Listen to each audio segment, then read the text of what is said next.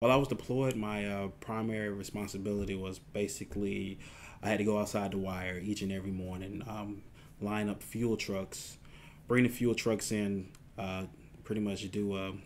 We had to search the drivers, search the trucks, make sure there wasn't any type of let's say bombs or anything like that on the truck. And when after we did all that, after we did the clearance, search everything, we brought the fuel trucks on the post, emptied them out, and sent them out on their way.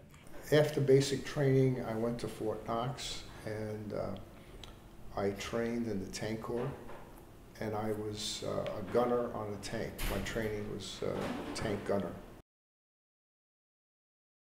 I would say in both Iraq and Afghanistan, I consider my rifle as my best friend. I never looked at it that way. Well, I'll say my best friend and a tool of survival. I think it's more of a tool. It's just one of the things that you can call upon to survive, to conquer.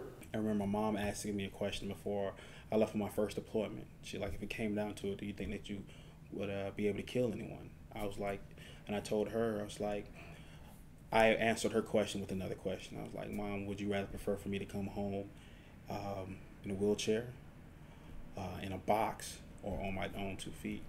And she said, my own 2 feet. So I was like, well, there goes your answer.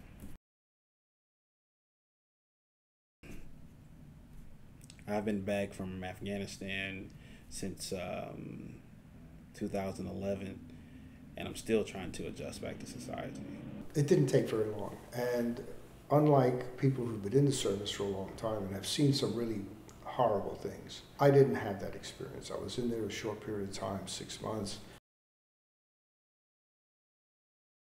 No. Most definitely. But that's more my personal nature. Another thing my father told me before I joined the military, he said the friends that you gain while in the military, or pretty much while you were in the Army, will be friends that you have for life.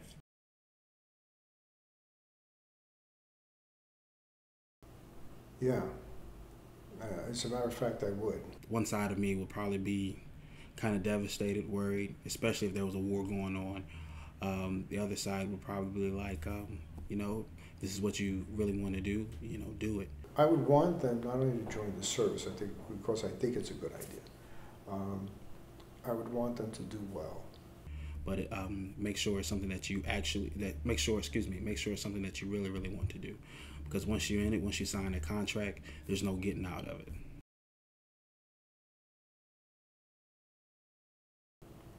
Yeah, I would. I would have to say I probably would do it all over again. I think I took the best course that I knew how to take at the time to protect my family, my career, and the future. By protecting my career, I really don't protect my career. It's my future, my family's future, by doing what I did. And that's just because of the people that I met while I was in there, the people who I was deployed with.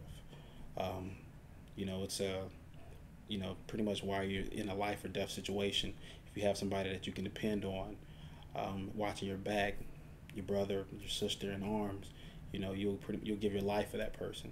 It was National Guard. It was a part-time soldier, which is fine, but we did get the right training. We did go to camp every summer for 2 weeks, and learned a lot about tactics, how you get stuff done. I would do the same thing all over again. Yeah. And I would say, with me joining the military and having that type of friendship and meeting those type of people, I would damn sure do it again.